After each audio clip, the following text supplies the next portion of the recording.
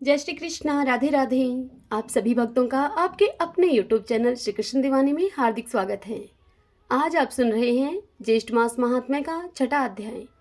सर्वप्रथम भगवान का स्मरण करते हुए आप सभी मेरे साथ बोलिए। शांताकारं भुजगशयनं पद्मनाभं सुरेशं विश्वधारं गगनसदृशं मेघवर्णं शुभांगं लक्ष्मीकान्तं कमलनयनं योगिभिर्दयानगमयं वन्दे विष्णुं भवभयहरं सर्वलोकैकनाथम्। ओम नमो भगवते वासुदेवाय। ओम त्रिविक्रमाय नमो नमः। ज्येष्ठ महात्म्य के आज के इस अध्याय में हम रंभा व्रत के वर्णन की शेष विधि जानेंगे। देवी पार्वती भगवान शंकर से कहने लगी कि हे प्रभु, इस व्रत का पूर्ण फल क्या है और किसने पहले इस व्रत को किया था? कृपा पूर्वक आप हमें यह बताइए। तब शिवजी ने पार्वती से कहा कि हे पार्वती, त्रेता युग के पूर्ण होने पर किसी जगह दुर्जटी नाम का एक ब्राह्मण रहता था।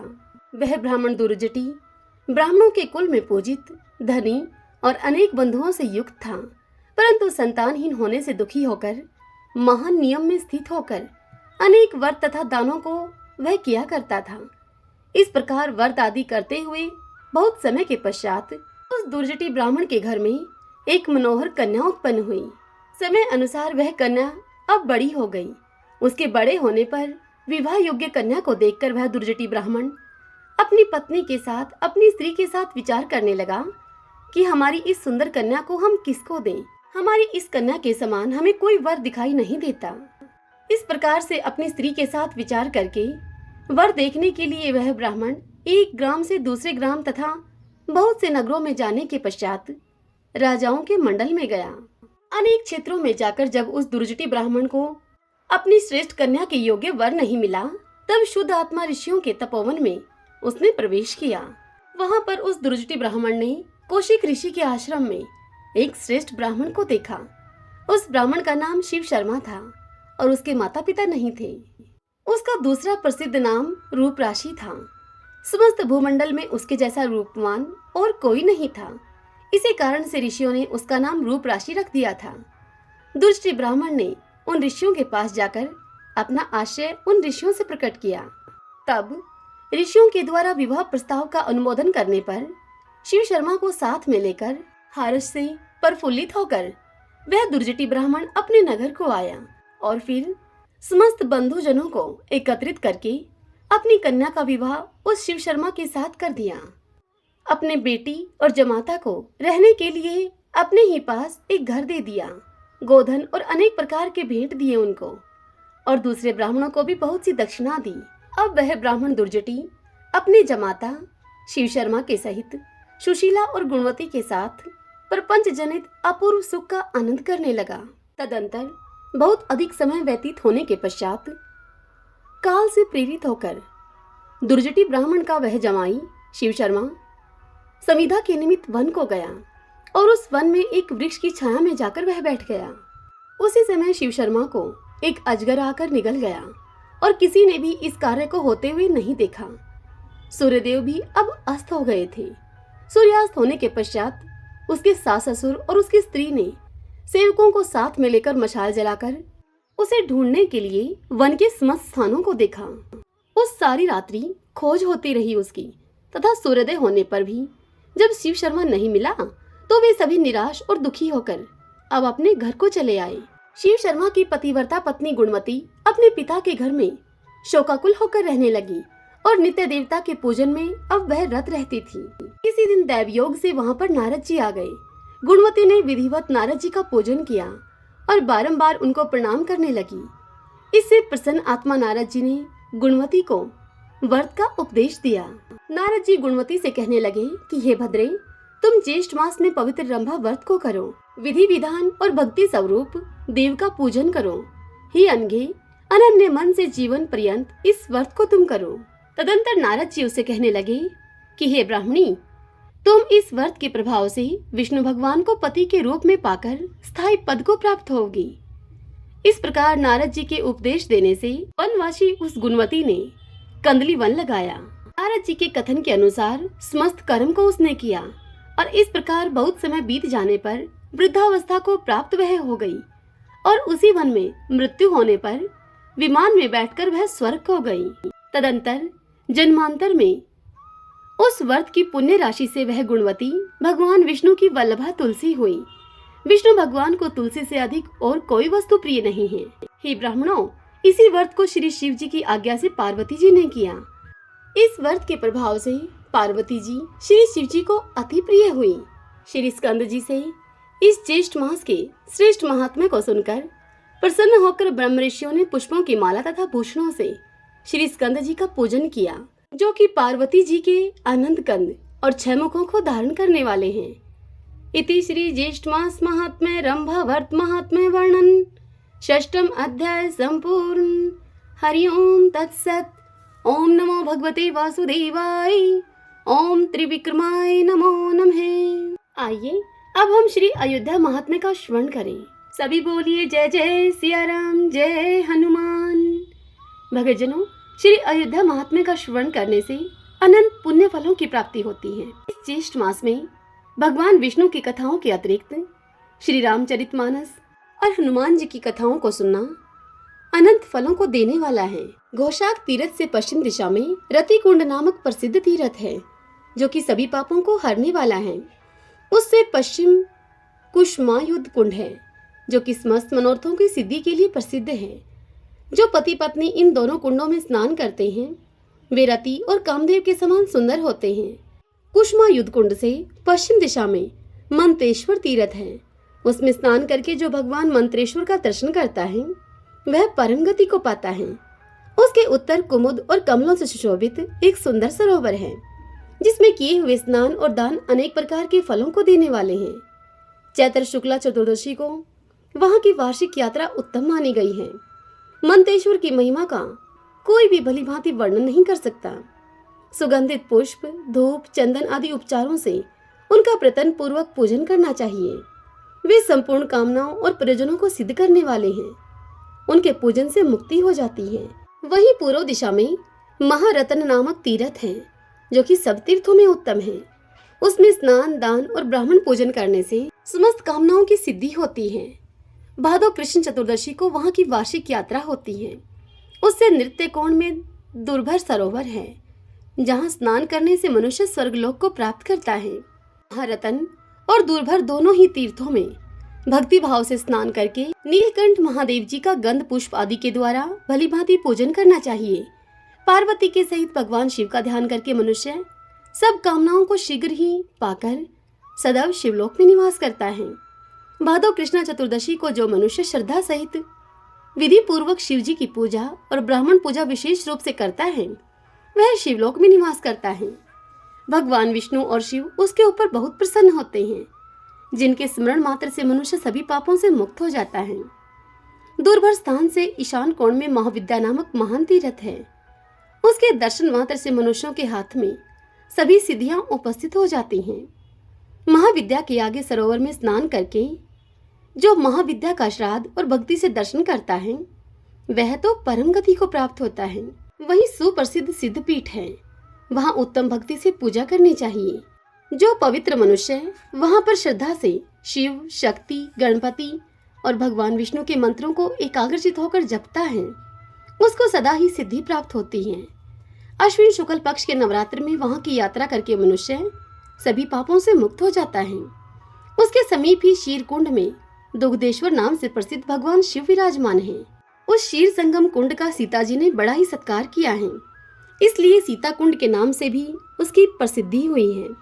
सीता कुंड में स्नान करके सीता, राम, लक्ष्मण और दुग्धेश्वर नाथ का पूजन करके मनुष्य सभी मनोरथों को पा लेता है। ज्येष्ठ माह की चतुर्दशी को वहां की वार्षिक यात्रा संपन्न होती है। वहां पूर्व दिशा में सुग्रीव के द्वारा निर्मित एक उत्तम तीर्थ है, जो कि तपोनिधि तीर्थ के नाम से विख्यात है। उस तीर्थ में स्नान, दान करके श्री रामचंद्र जी का यत्न पूर्वक पूजन करने से मनुष्य संपूर्ण कामनाओं को प्राप्त कर लेता है। उससे पश्चिम हनुमत कुंड है और हनुमत कुंड के पश्चिम विभीषण कुंड है। उन दोनों में स्नान, दान और श्री रामचंद्र जी का पूजन करने से मनुष्य सब कामनाओं को प्राप्त कर लेता है।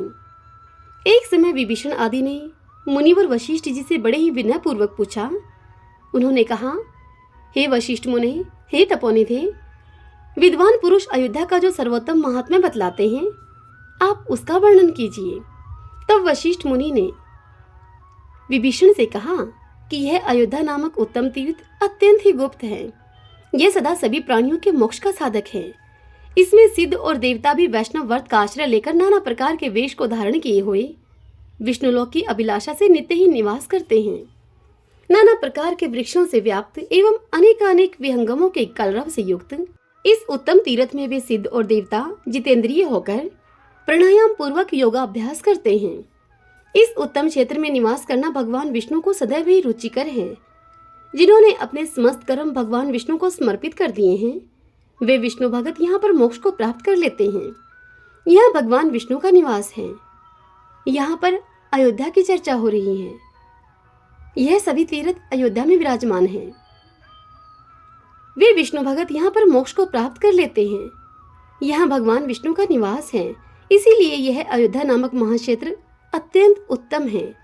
जो मोक्ष अन्यत्र दुर्लभ माना गया है, वही यहाँ पर सब सिद्धों और महर्षियों को प्राप्त होता है। जिसका चित्त विषयों में आसक्त है और जिसने धर्म का अनुराग त्याग दिया है, ऐसा मनुष्य भी यदि इस क्षेत्र में मृत्यु को प्राप्त हो तो वह पुनः संसार बंधन में नहीं पड़ता। सहस्त्रों जन्मों तक योगाभ्यास करने वाला योगी भी जिस मोक्ष को नहीं पाता है, उसी मोक्ष को यहाँ पर मृत्यु होने से मनुष्य प्राप्त कर लेता है। यह अयोध्या बड़ा ही उत्तम स्थान है। यही परम पद है। यहाँ पुण्य अभिलाषी पुरुषों को विधि पूर्वक यात्रा करनी चाहिए। नियम पूर्वक स्नान और यथाशक्ति दान करना चाहिए। मन को वश में करके पवित्र व्रत वाला पुरुष भली भांति यहाँ की यात्रा को संपन्न करे। अयोध्या में जहाँ कहीं भी मृत्यु को प्राप्त होने पर धीर पुरुष उत्तम मोक्ष को ही पाता है।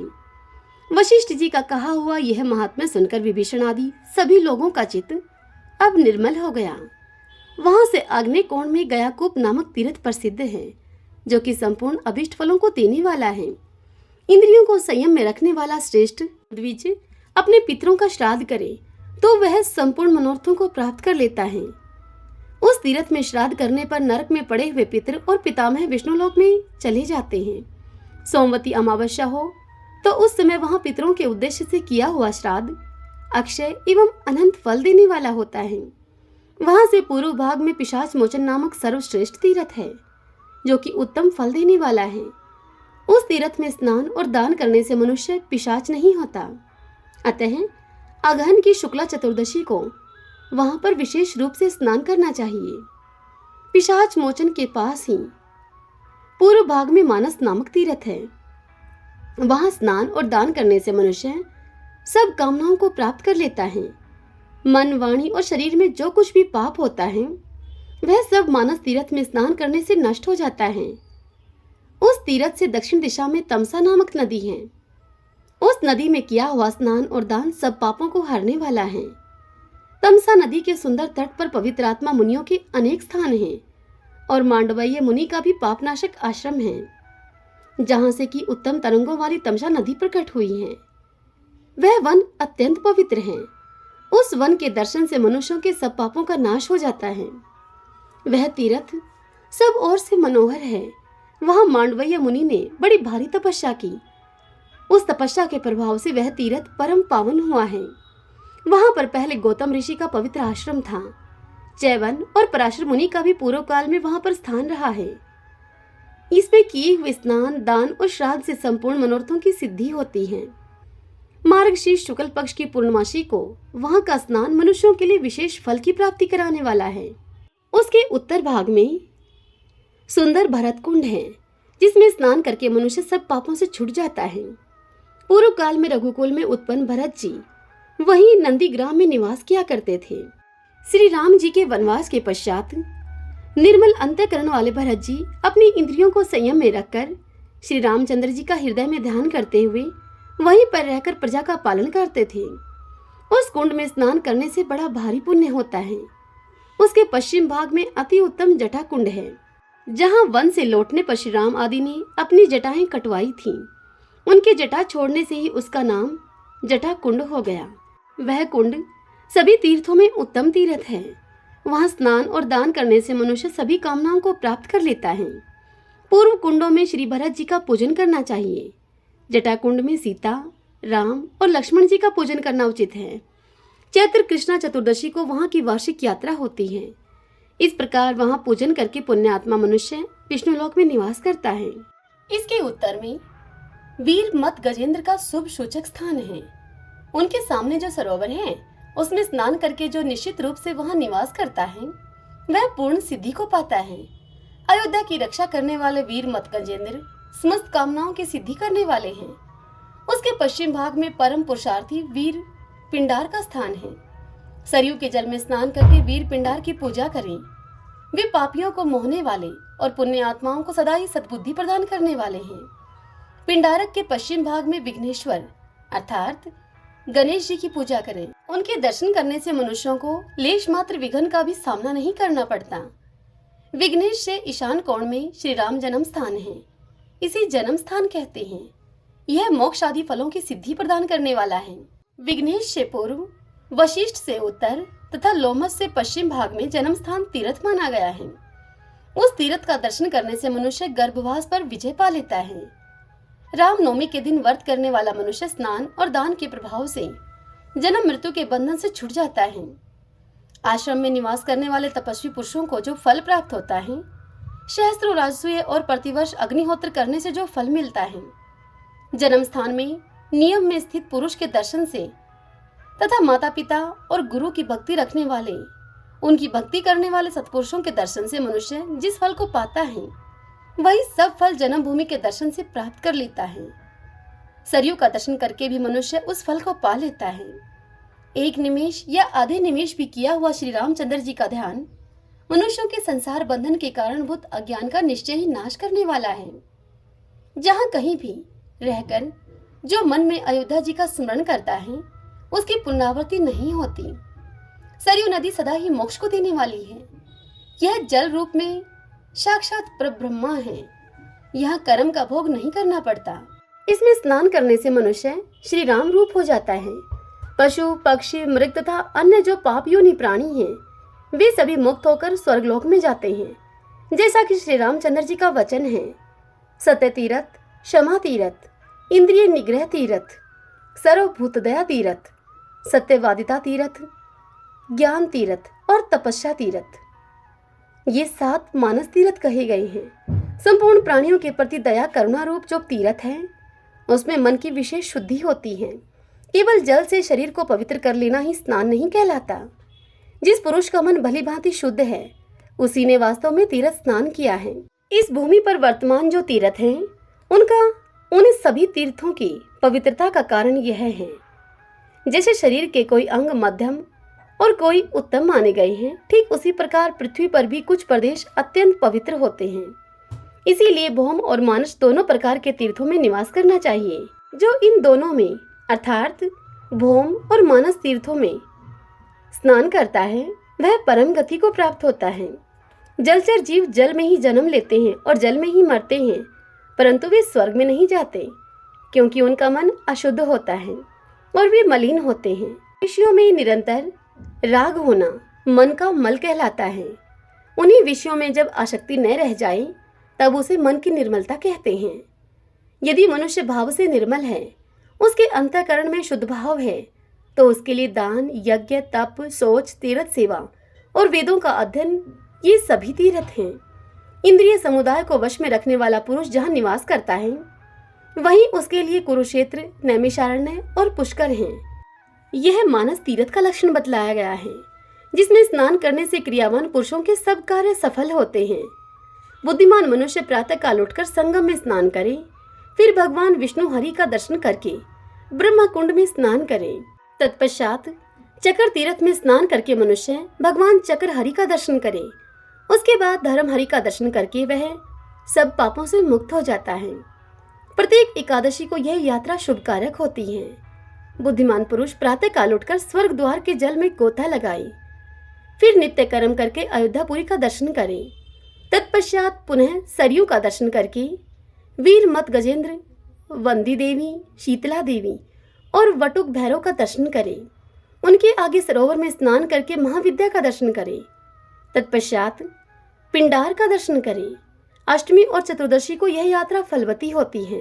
अंगारक चतुर्थी को पूर्वोक्त देवताओं के साथ साथ समस्त कामनाओं की सिद्धि के लिए विघ्नेश का भी दर्शन करें। विघ्नेश गणेश जी को कहा जा रहा है। पूर्ववत प्रातः काल उठकर बुद्धिमान पुरुष ब्रह्मा कुंड के जल में स्नान करें। फिर विष्णु और विष्णु हरि का दर्शन करके मनुष्य के मन, वाणी और शरीर की शुद्धि होती है। उसके बाद मंत्रेश्वर और महाविद्या का दर्शन करें। तत्पश्चात सब कामनाओं की सिद्धि के लिए अयोध्या का दर्शन करके जितेंद्रिय पुरुष स्वर्ग द्वार में वस्त्र के सहित स्नान करे। उससे मनुष्य के अनेक जन्मों के उपार्जित नाना प्रकार के पाप नष्ट हो जाते हैं। इसलिए वस्त्र के सहित स्नान अवश्य करें। यह यात्रा सब पापों का नाश करने वाली बताई गई है। जो प्रतिदिन इस प्रकार शुभ फल देने वाली यात्रा करता है, उसकी 100 कोटि कल्पों में भी पुनरावृत्ति नहीं होती। अयोध्यापुरी सर्वोत्तम स्थान है। यह भगवान विष्णु के चक्र पर प्रतिष्ठित है। इतनी कथा सुनाकर सूत जी मुनियों से आगे कहते हैं कि जो मनुष्य पवित्र चित्त होकर अयोध्या जी के इस अनुपम महात्म्य का पाठ करता है अथवा इसे श्रद्धा पूर्वक सुनता है, तो वह परम गति को प्राप्त होता है। अतः मनुष्यों को सदा यत्न पूर्वक इसका श्रवण करना चाहिए। ब्राह्मणों तथा भगवान विष्णु की पूजा करनी चाहिए और अपनी शक्ति के अनुसार ब्राह्मण के लिए स्वर्ण आदि दान देना चाहिए। पुत्र की इच्छा रखने वाला पुरुष इस महात्म्य को सुनकर पुत्र पाता है और धर्मार्थी को धर्म की प्राप्ति होती है। जो श्रेष्ठ मनुष्य अति विस्तृत विधान के साथ ही वर्णित इस धर्मयुक्त आदि क्षेत्र के उत्तम महात्म्य का भक्ति पूर्वक श्रवण करता है, वह लक्ष्मी से सनात होकर संसार में सब उत्तम भोगों को भोगने के बाद भगवान विष्णु के लोक में निवास करता है। हरि ओम तत्सत। ओम नमो भगवते वासुदेवाय। जय जय सिया राम। ओम सूर्याय नमो नमः। आइए भगतजनों, अब संकीर्तन करते हुए इस कथा का समापन करते हैं। श्री कृष्ण गोविंद हरे मुरारी, हे नाथ नारायण वासुदेव।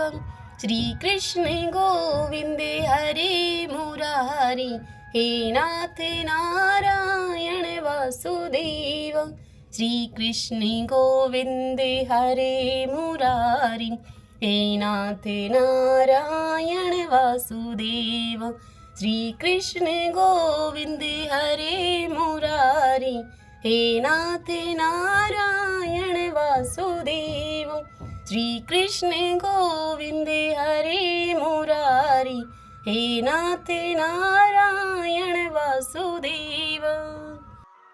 आशा करती हूँ आज की यह कथा आप सभी को पसंद आई होगी। यदि ऐसा हो तो वीडियो को आप लाइक करें और कमेंट बॉक्स में ओम नमो भगवते वासुदेवाय लिखें।